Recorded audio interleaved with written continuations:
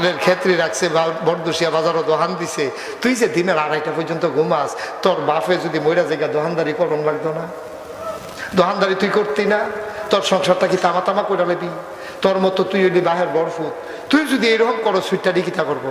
তোর চিন্তা নাই, আব্বাই দি বুড়ো হইছে, দাড়ি মুছ ফাঁকছে, টান টান চামড়া ফোড়া হইছে, সুজা বেড়ায় গুছা হইছে, এবারে কি সারা জীবন মেহনত করবো?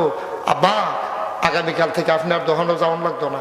আল্লাহ অনেক করছেন আমরার লাগিয়া, আল্লাহ করলে আপনি মেহনত করছেন, ধানের বাল লইয়া কান্দের ভিতরে কর ফলাই দিছেন, এই মেহনত করতে করতে গুছা হইয়া গেছেন গা, দোহানদারি করতে করতে।